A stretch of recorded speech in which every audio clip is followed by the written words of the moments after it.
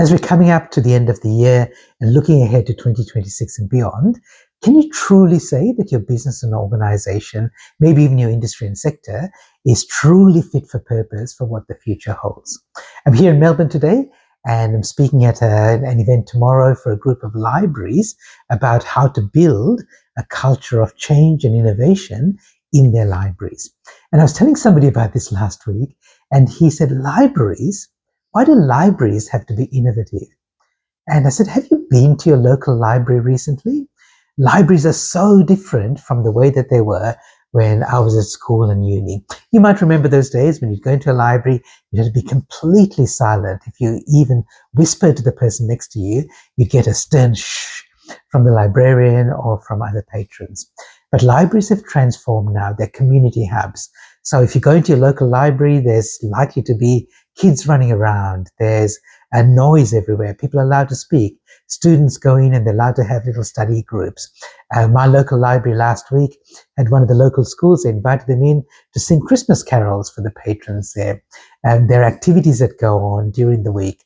They invite guest speakers to come and speak about topics that might be of interest to the community. I've spoken about AI at my local library just as a service to the community. So libraries have changed. They're very different. And they haven't changed just because somebody decided, oh, we're just going to change. They've changed because they've needed to. The reason that libraries used to be places where you'd go to study and research and read quietly in the past was because libraries were the main source of information for many people, because books were the main source of information for most people. And if you didn't have the books at home, you'd go down to your library. So it made sense that you'd be respectful of other patrons and let them get access to this information that they couldn't get anywhere else. Now, of course, the world has changed. Books are still relevant, they're still important, I love books, but they're not the only, and they're definitely not the main source of information for many people, because we've got access to information in many, many other ways, especially online. So libraries, if they'd stayed the way they were in the past, they would still have some relevance, but that relevance would have gone down a lot. And so they've transformed. And now the way that they serve the community is being a community hub, not as a main repository of information for the community. And I wonder whether that's true for your organization and maybe even for your industry and sector as well.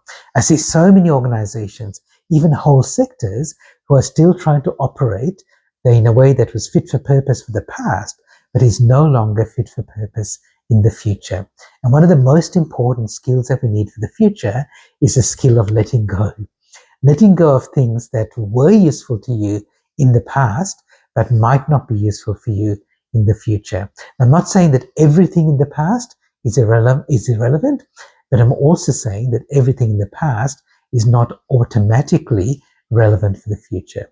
It used to be, because the world was changing more slowly. So it used to be that what you knew in the past would serve you really well for the future.